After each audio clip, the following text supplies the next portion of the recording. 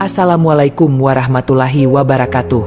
Hari itu, langit terlihat mendung, seolah Allah sedang memberikan isyarat bahwa sesuatu yang besar akan terjadi.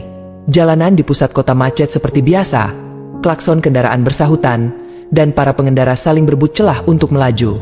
Di tengah kerumunan itu, ada seorang pria bernama Ardi, seorang oknum anggota TNI yang sedang terburu-buru menuju kantornya. Wajahnya terlihat tegang, matanya terus melirik jam tangan yang seolah berlari lebih cepat dari biasanya. Ardi memang dikenal sebagai sosok yang disiplin, tapi di balik itu, dia juga punya sisi emosional yang mudah meledak. Hari itu, dia sudah terlambat meeting penting, dan kemacetan hanya menambah tekanan di kepalanya. Tanpa sadar, dia melaju dengan kecepatan tinggi, menerobos lampu merah yang seharusnya jadi batas. Tiba-tiba, dari arah berlawanan, seorang polisi lalu lintas melambaikan tangannya, meminta Ardi untuk berhenti. Polisi itu bernama Bima, seorang anggota polisi yang dikenal tegas dan tak pernah kompromi dengan pelanggaran. Dengan langkah pasti, Bima menghampiri mobil Ardi, mengetuk kaca depannya.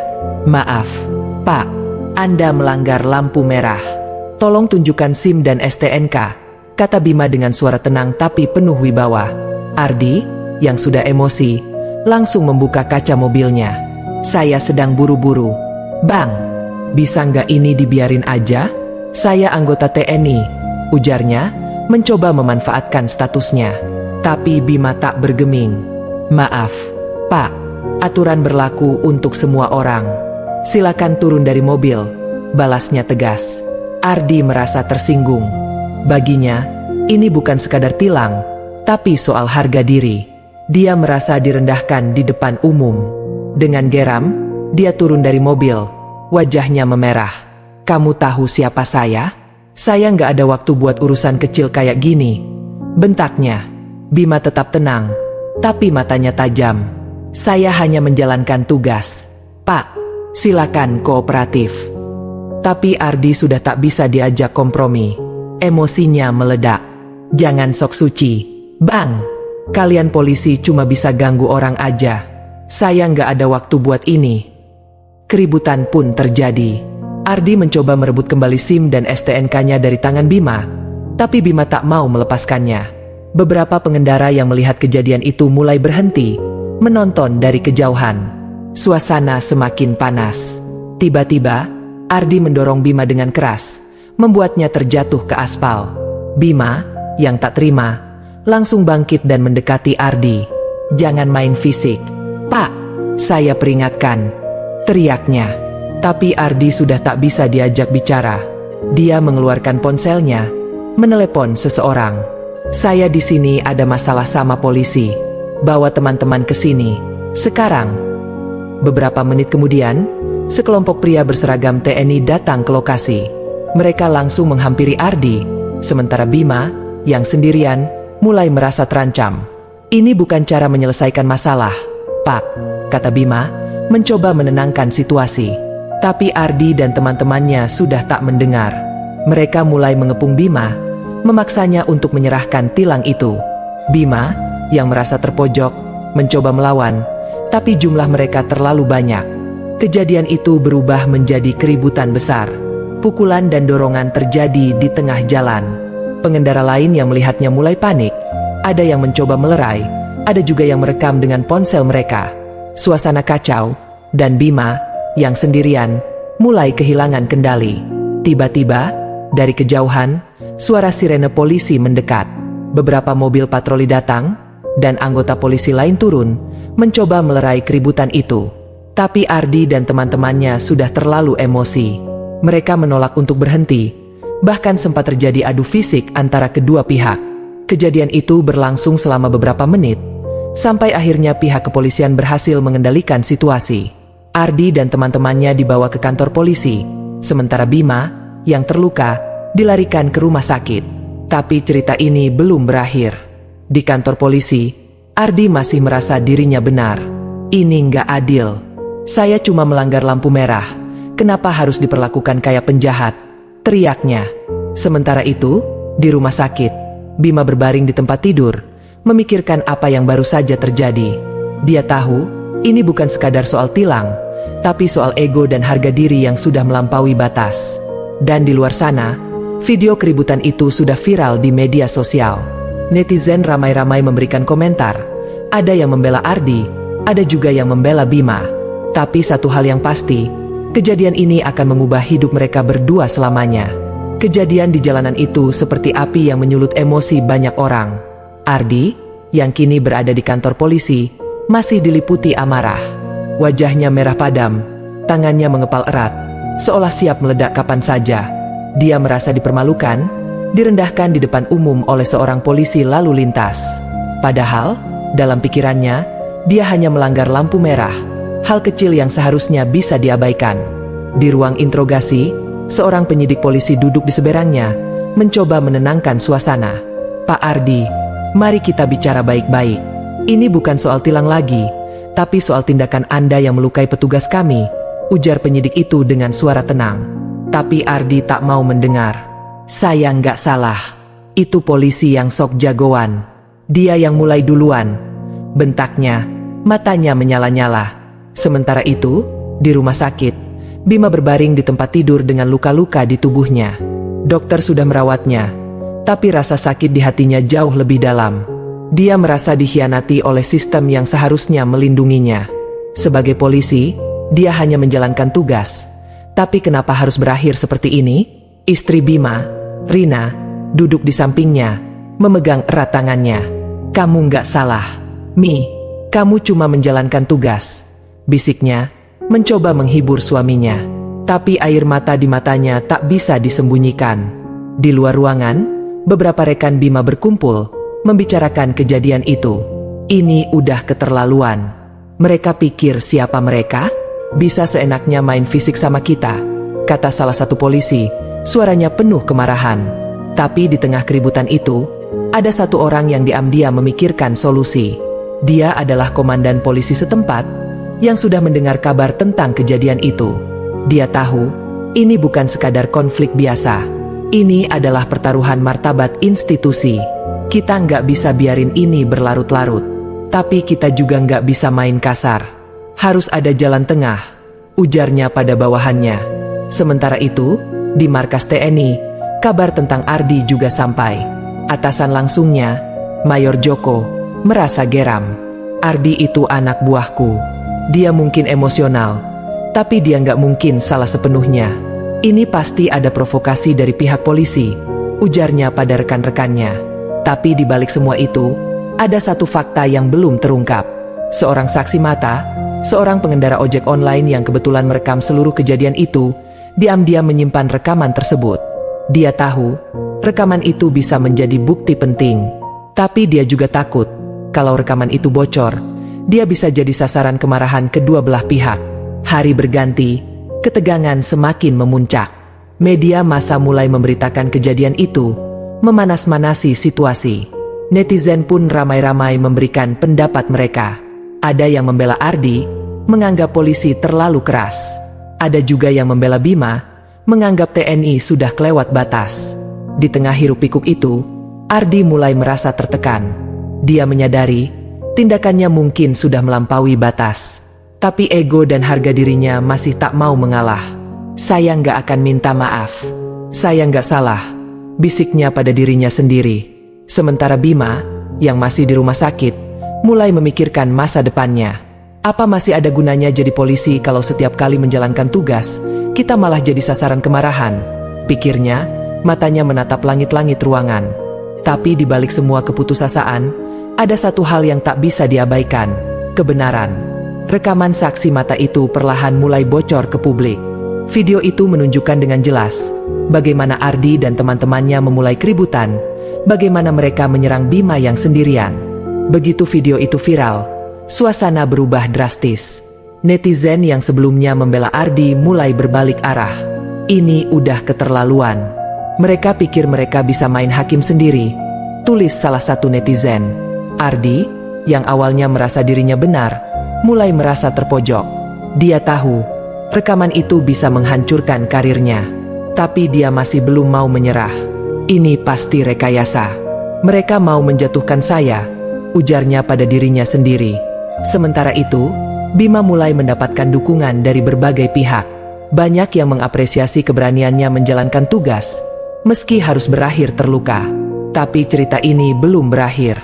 Masih ada banyak pertanyaan yang belum terjawab. Satu hal yang pasti, konflik ini belum selesai. Masih ada banyak rahasia yang belum terungkap, dan setiap keputusan yang diambil akan menentukan nasib mereka berdua. Suasana di kantor polisi semakin mencekam. Ardi, yang awalnya merasa dirinya tak bersalah, mulai merasakan tekanan dari segala arah.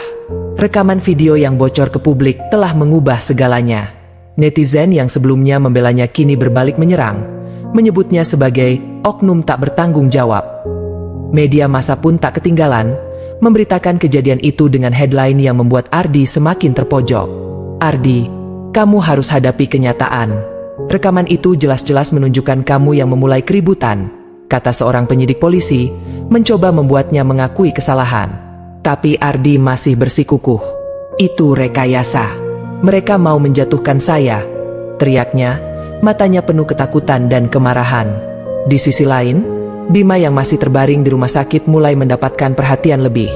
Banyak rekan-rekannya datang menjenguk, memberikan dukungan moral. Bahkan, beberapa tokoh masyarakat juga datang, mengapresiasi keberaniannya menjalankan tugas. "Kamu sudah berbuat yang terbaik, Mi. Jangan biarkan kejadian ini meruntuhkan semangatmu," kata Rina, istri Bima, mencoba menghibur suaminya. Tapi Bima hanya diam. Matanya kosong, menatap ke arah jendela. Dia merasa lelah, bukan hanya secara fisik, tapi juga mental. Apa masih ada gunanya jadi polisi kalau setiap kali menjalankan tugas, kita malah jadi sasaran kemarahan, pikirnya. Sementara itu, di markas TNI, suasana juga tak kalah tegang. Mayor Joko, atasan langsung Ardi, merasa terpojok dengan pemberitaan media. Dia tahu, ini bukan sekadar masalah individu, tapi sudah menyangkut nama baik institusi. "Kita harus bertindak cepat. Kalau enggak, ini bisa merusak citra kita," ujarnya pada rekan-rekannya. Tapi di balik semua itu, ada satu orang yang diam-diam memanfaatkan situasi. Dia adalah seorang politisi lokal yang melihat kejadian ini sebagai peluang untuk meningkatkan popularitasnya. Dengan licik, dia menyebarkan narasi bahwa ini adalah bukti ketidakadilan sistem hukum yang harus diubah. "Rakyat kecil selalu jadi korban. Ini saatnya kita bersatu melawan ketidakadilan," teriaknya dalam sebuah pidato di depan massa. Ucapannya langsung memicu reaksi. Banyak yang mulai mempertanyakan integritas aparat, baik polisi maupun TNI. Suasana semakin panas, dan ketegangan antara kedua institusi itu pun semakin memuncak. Di tengah hiruk-pikuk itu, saksi mata yang merekam kejadian itu mulai merasa terancam. Dia menerima pesan ancaman, memintanya untuk menghapus rekaman itu. Tapi dia tahu, rekaman itu adalah satu-satunya bukti yang bisa mengungkap kebenaran. "Harus gimana ya? Kalau saya simpan, saya bisa celaka. Tapi kalau saya hapus, kebenaran gak akan terungkap," pikirnya, hati diliputi kebimbangan. Akhirnya, dia memutuskan untuk menyerahkan rekaman itu ke lembaga independen yang fokus pada penegakan hukum. "Saya percaya, mereka bisa bertindak adil," ujarnya pada dirinya sendiri. Begitu rekaman itu sampai di tangan lembaga independen, mereka langsung bertindak cepat. Mereka mengundang kedua belah pihak untuk duduk bersama, mencari solusi damai. Tapi pertemuan itu berakhir dengan kegagalan. Ardi, yang masih diliputi ego, menolak untuk mengakui kesalahan. "Saya nggak akan minta maaf. Saya nggak salah," ujarnya dengan tegas. Sementara Bima, yang hadir dengan kondisi masih lemah, hanya bisa diam. Dia merasa lelah, tak ingin lagi terlibat dalam konflik yang tak berujung. Di luar ruangan, massa mulai berkumpul. Ada yang membawa spanduk mendukung Bima, ada juga yang membela Ardi. Suasana semakin panas, dan ketegangan pun mencapai puncaknya. Tiba-tiba, dari kerumunan itu, terdengar suara teriakan. "Keadilan untuk Bima. Hukum yang tegas untuk Ardi." Teriakan itu seperti memicu ledakan. Massa mulai bergerak, mencoba menerobos barikade polisi. Suasana kacau, dan aparat keamanan pun kesulitan mengendalikan situasi. Di tengah keributan itu, Ardi yang melihat kejadian dari dalam gedung merasa takut. Dia menyadari, ini sudah melampaui batas. "Apa yang sudah saya lakukan?" bisiknya, hatinya dipenuhi penyesalan. Sementara Bima, yang melihat kejadian itu dari jendela, hanya bisa menghela napas. Ini nggak akan berakhir baik.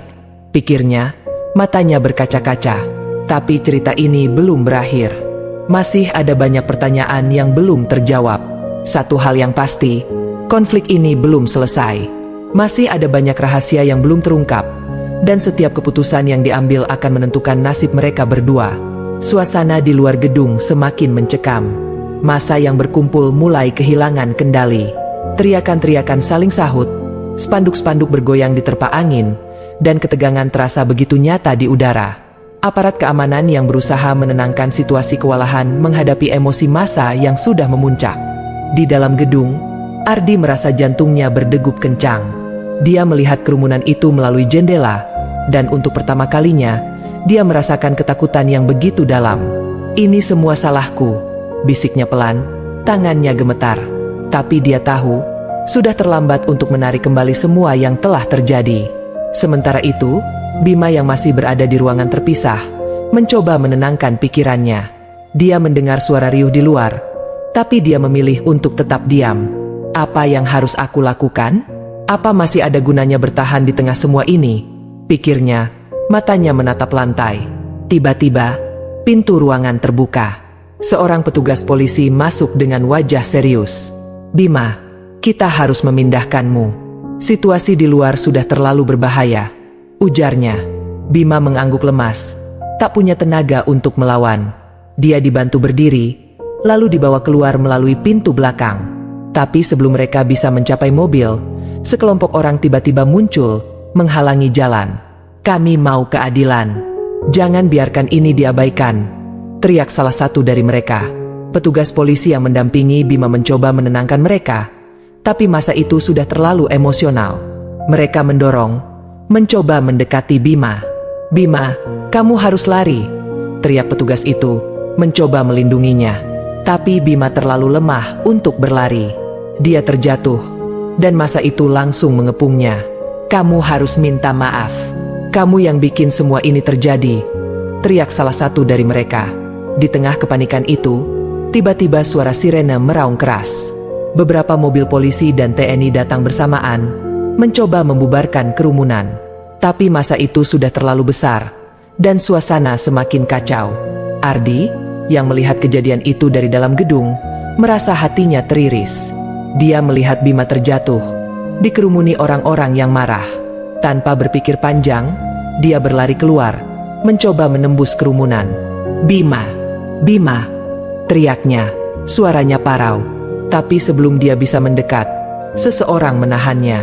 "Jangan, Ardi, ini terlalu berbahaya," kata seorang petugas TNI yang mengenalinya.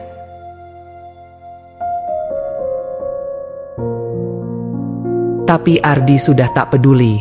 Dia melepaskan diri, terus berlari menuju Bima. "Ini semua salahku. Aku yang harus bertanggung jawab," teriaknya, air mata mulai mengalir di pipinya. Begitu dia sampai di dekat Bima, dia berlutut, mencoba melindunginya dari massa yang semakin emosional. "Tolong, hentikan ini. Ini semua salahku," teriaknya, suaranya pecah. Massa itu terkejut melihat Ardi tiba-tiba muncul. Beberapa dari mereka mulai mundur, tapi yang lain masih marah. "Kamu pikir minta maaf bisa menyelesaikan segalanya?" teriak salah satu dari mereka. Tapi Ardi tak menyerah. Dia tetap berlutut, melindungi Bima dengan tubuhnya. "Aku tahu aku salah. Aku nggak akan lari dari tanggung jawab. Tapi tolong, jangan sakiti dia. Dia cuma menjalankan tugas," ujarnya, suaranya penuh penyesalan. Suasana pun berubah. Massa yang awalnya marah mulai terdiam, terpaku melihat pemandangan itu. Beberapa dari mereka mulai merasa iba, melihat Ardi yang begitu hancur menangis. Sementara itu, Bima yang terbaring di tanah, mencoba membuka matanya. Dia melihat Ardi di depannya, melindunginya dengan tubuhnya. Kenapa kamu lakukan ini?" bisiknya, suaranya lemah. "Karena aku sadar, Bima. Aku sadar semua ini salahku. Aku nggak mau lagi ada yang terluka karena ego dan kesombonganku," jawab Ardi, air matanya terus mengalir. Di tengah keheningan itu, tiba-tiba suara sirene meraung lagi. Tim medis datang, membawa tandu untuk membawa Bima ke ambulans. Ardi membantu mereka mengangkat Bima, matanya tak lepas dari wajah polisi itu. "Maafkan aku, Bima," Aku nggak akan lari dari tanggung jawab, ujarnya pelan, sebelum Bima dibawa pergi. Masa yang melihat kejadian itu mulai bubar dengan sendirinya. Beberapa dari mereka masih terlihat marah, tapi sebagian besar sudah merasa puas melihat Ardi mengakui kesalahannya. Tapi cerita ini belum berakhir. Masih ada banyak pertanyaan yang belum terjawab. Satu hal yang pasti, konflik ini belum selesai. Masih ada banyak rahasia yang belum terungkap, dan setiap keputusan yang diambil akan menentukan nasib mereka berdua. Setelah kejadian itu, suasana perlahan mulai mereda. Masa yang tadinya emosional mulai bubar, meninggalkan gedung dengan perasaan campur aduk. Ardi, yang masih berlutut di aspal, merasa tubuhnya lemas. Dia menatap ke arah ambulans yang membawa Bima, hatinya dipenuhi penyesalan. Seorang petugas TNI menghampirinya, meletakkan tangan di bahunya. "Ardi, kamu harus ikut kami. Ini belum selesai," ujarnya dengan suara tegas tapi penuh empati. Ardi mengangguk lemas, lalu dibawa ke dalam mobil. Di dalam mobil itu, dia duduk diam, matanya kosong. Pikirannya melayang ke masa lalu, ke semua keputusan yang telah dia buat. Kenapa aku nggak bisa lebih sabar? Kenapa ego selalu menang? Gumamnya dalam hati. Sementara itu, di ambulans, Bima mulai sadar sepenuhnya. Dia merasakan sakit di sekujur tubuhnya, tapi yang lebih menyakitkan adalah perasaan hancur di hatinya. Apa masih ada gunanya aku bertahan di dunia ini? Pikirnya, matanya menatap langit-langit ambulans. Rina, istri Bima, yang sudah menunggu di rumah sakit, langsung menghampiri begitu ambulans tiba. "Mi, kamu baik-baik aja, kan?" tanyanya, suaranya gemetar. Bima mencoba tersenyum, tapi rasanya terlalu sulit. "Aku baik, Rin. Cuma lelah aja," jawabnya, mencoba meyakinkan istrinya. Tapi Rina tahu, suaminya sedang berbohong. Dia melihat luka di tubuh Bima, dan yang lebih parah, luka di hatinya. "Kamu nggak sendirian, Mi. Aku selalu di sini buat kamu," bisiknya, memegang erat tangan suaminya. Di tempat lain, Ardi dibawa ke markas TNI untuk menjalani pemeriksaan lebih lanjut. Atasan langsungnya, Mayor Joko, sudah menunggu dengan wajah serius. "Ardi, kamu tahu konsekuensi dari tindakanmu?" tanyanya, suaranya berat. Ardi mengangguk pelan. "Saya tahu, Pak. Saya siap menerima hukuman apapun," jawabnya, suaranya penuh penyesalan. Mayor Joko menghela napas. "Ini nggak cuma soal kamu, Ardi.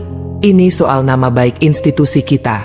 Kamu harus bertanggung jawab, bukan cuma pada dirimu sendiri, tapi juga pada kami semua." Ardi menunduk, merasa malu. Dia tahu, tindakannya sudah merugikan banyak orang, bukan hanya Bima, tapi juga rekan-rekannya di TNI. Sementara itu, rekaman video yang bocor ke publik semakin viral. Netizen ramai-ramai membahasnya, dan banyak yang meminta keadilan untuk Bima. Beberapa tokoh masyarakat bahkan mulai menggalang dukungan, menuntut agar Ardi dihukum seberat-beratnya. Tapi di balik semua itu, ada satu orang yang diam-diam memanfaatkan situasi. Dia adalah seorang pengacara terkenal yang melihat peluang besar dalam kasus ini. Dengan licik, dia menghubungi keluarga Bima, menawarkan bantuan hukum. "Kami bisa bantu Bima dapatkan keadilan, tapi kami butuh kerjasama dari kalian," ujarnya pada Rina. Rina, yang awalnya ragu, akhirnya setuju. Dia tahu, ini adalah satu-satunya cara untuk memastikan suaminya mendapatkan keadilan. Tapi Bima, yang mendengar rencana itu, justru merasa tidak nyaman. "Aku nggak mau ini jadi lebih besar, Rin. Aku cuma mau hidup tenang," ujarnya pada istrinya. Tapi Rina bersikeras. "Ini bukan cuma buat kamu, Mi. Ini buat kita semua.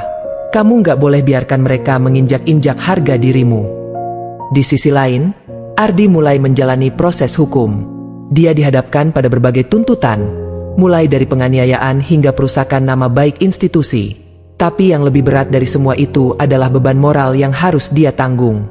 Setiap malam, dia terbangun dari mimpi buruk, melihat wajah Bima yang terluka. "Aku harus melakukan sesuatu. Aku nggak bisa biarkan ini berakhir seperti ini," pikirnya. Akhirnya, dia memutuskan untuk menemui Bima secara pribadi. Dengan izin dari pihak berwajib, dia diantar ke rumah sakit tempat Bima dirawat. Begitu dia masuk ruangan, Bima yang sedang berbaring langsung terkejut. "Ardi, kenapa kamu di sini?" Tanyanya, suaranya lemah. Ardi mendekat, lalu berlutut di samping tempat tidur Bima. Aku datang buat minta maaf. Bima, aku tahu kata-kata nggak akan cukup, tapi aku harap kamu bisa memaafkanku. Ujarnya, air matanya mengalir. Bima diam sejenak, lalu menghela napas. Aku nggak bisa bilang aku memaafkanmu sepenuhnya, Ardi, tapi aku menghargai usahamu buat datang ke sini. Ardi mengangguk, merasa sedikit lega. Aku akan terima semua konsekuensi dari tindakanku. Aku nggak akan lari lagi, ujarnya dengan tegas. Tapi cerita ini belum berakhir. Masih ada banyak pertanyaan yang belum terjawab. Apa yang akan terjadi pada Ardi? Apakah dia benar-benar akan menghadapi hukuman seberat-beratnya? Atau justru ada pihak-pihak tertentu yang akan melindunginya? Dan bagaimana dengan Bima? Apakah dia akan pulih sepenuhnya? Atau justru memilih mundur dari dunia kepolisian setelah kejadian ini? Satu hal yang pasti, konflik ini belum selesai. Masih ada banyak rahasia yang belum terungkap, dan setiap keputusan yang diambil akan menentukan nasib mereka berdua. Setelah pertemuan itu, suasana mulai berubah. Ardi, yang telah meminta maaf secara langsung kepada Bima, merasa sedikit lega. Tapi dia tahu, ini baru awal dari perjalanan panjang yang harus dia tempuh. Dia kembali ke markas TNI, siap menghadapi proses hukum yang menantinya. Di ruang sidang, Ardi duduk dengan tenang, mendengarkan setiap tuntutan yang diajukan. Jaksa penuntut umum menyampaikan dakwaan dengan tegas, menyoroti tindakan Ardi yang dianggap merugikan banyak pihak. Tapi di tengah persidangan, pengacara Ardi mencoba membela kliennya dengan menunjukkan rekaman video lain yang belum pernah dilihat publik. Rekaman itu menunjukkan bahwa sebelum keributan terjadi, ada provokasi dari beberapa orang yang memanaskan situasi. Ini bukan sekadar kesalahan Ardi. Ada pihak-pihak yang sengaja memanfaatkan situasi untuk kepentingan mereka sendiri, ujar pengacara itu. Hakim yang memimpin sidang terlihat serius. Dia meminta waktu untuk mempertimbangkan semua bukti yang ada. Sementara itu, Bima yang sudah pulih dari lukanya, dipanggil sebagai saksi.